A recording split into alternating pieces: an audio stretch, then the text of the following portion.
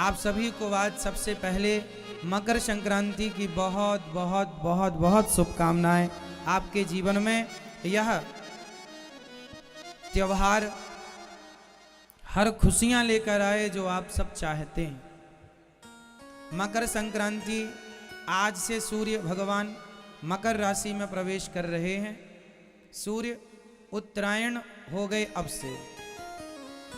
कहते हैं जो व्यक्ति उत्तरायण में प्राण त्यागता है वह सीधा भगवत धाम जाता है। पितामह भीष्म को दक्षिणायन में बाण लग गए थे पर उन्होंने मृत्यु स्वीकार नहीं की। जब सूर्य उत्तरायण भई तब उन्होंने मृत्यु स्वीकार की। गंगा जी, वैसे तो गंगा जी का प्राकट्य गंगा दशहरा को हुआ था, पर गंगा दशहरा से प्रकट होकर गंगा जी भगीरथ जी के पीछे पीछे चलती चलती वो गंगा सागर आज के दिन पहुंची थी। इसलिए आज के दिन को गंगा मिलन, समुद्र से मिलन हुआ था।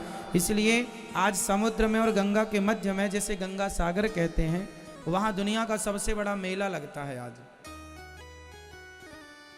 तो गंगा दशहरा को गंगा जी प्रकट भई पर पहुंची आज। चलते चलते चलते चलते लंबा सफर तय किया। धीरे धीरे गंगा जी जब चली तो रास्ते में एक जन्नू बाबा ने गंगा जी पी ली थी। फिर जन्नू बाबा की जांघ से फिर प्रकट भई, इसलिए जानवी भी कहते हैं गंगा जी को। तो गंगा जी के प्रकट की बड़ी महिमा। गंगा दशहरा को तो गंगा मैया प्रकट भई, पर आज मकर संक्रांति के दिन वह गंगा सागर में जाकर मिली। प्रिय भक्तों, ये गंगा दशहरा के दिन, आज के दिन ही भगवान श्री राम ने पतंग उड़ाई थी। और राम जी ने जो पतंग उड़ाई वो उड़ती उड़ती स्वर्ग पहुंच गई थी। ये ऐसा महापुरुषों से सुनने में आता है कि भगवान भी आज के इस त्योहार को मनाते हैं, क्योंकि गंगा को लाने वाले श्री भगीरथ जी राम जी के ही वंशज हैं, पूर्वज हैं। राम जी के पूर्वज है ना। गंगा जी राम जी के पूर्वजों ने लाई है, भगीरथ जी ने, सगर के वंश में। तो राम जी से जुड़ा हुआ यह पावन चरित्र है। भगवान श्री कृष्ण मकर संक्रांति को आपने भी पतंग उड़ाई और ये उत्सव हमारे देश में बड़ी धूमधाम से मनाया जाता है, तिल के लड्डू बांटकर। पुनः आपको मकर संक्रांति की बहुत बहुत शुभकामनाएं। भगवान आपको सदा सुखी, स्वस्थ और संपन्न रखें। जो आप चाहते हैं बिहारी जी, भागवत जी सब कुछ आपको दें। प्रार्थना ऐसी है।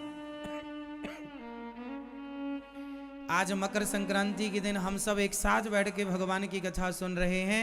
यह त्योहार में चार चांद लगाने वाली कथा है, जो हमारे यजमान परिवार ने यह सुंदर सा आयोजन रखा है। यहाँ बहुत सराहनीय है। श्री महावीर प्रसाद बजाज जी और श्री पुष्पा देवी बजाज जी मैया जी के लिए, अपने माँ बाप के लिए, श्री दीपक कुमार, श्री उमा देवी बजाज जी की ओर से, श्री दीपक जी, श्रीमान मनोज कुमार, श्री संगीता बजाज जी, श्याम सुंदर, अनुराधा बजाज जी, रमेश कुमार, राजेश कुमार, कुसुम अग्रवाल जी, समस्त बजाज परिवार और उनके साथ पधारे अतिथिगण।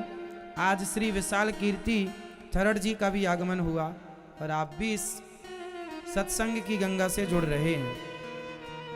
जो यहाँ आए हैं यजमान परिवार, बजाज परिवार, जो नहीं आए हैं सो वो टीवी पर, यूट्यूब पर सुन रहे हैं, सुन सब ही रहे होंगे।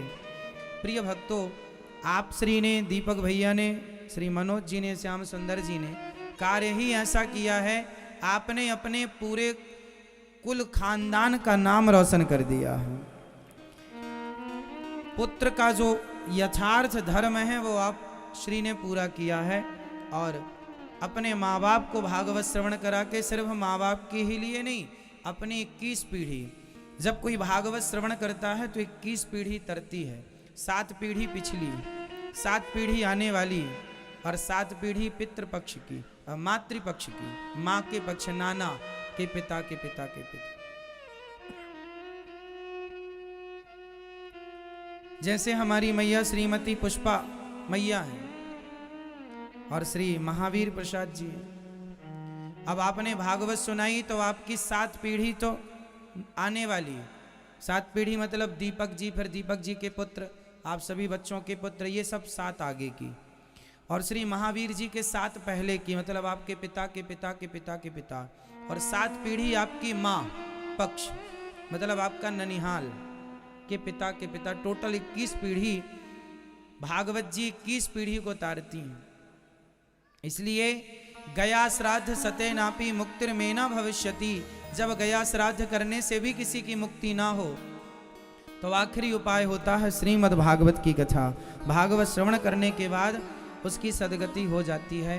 ये भागवत जी की महिमा है। अभी 26 जनवरी से यहाँ भागवत जी की पोथी पाठ बैठेंगी। आप लोग भी अपने पूर्वजों के लिए अपने कल्याणार्थ भागवत जी की पोथी पाठ करा सकते हैं। अभी भी यहाँ पोथी पाठ चल रही हैं।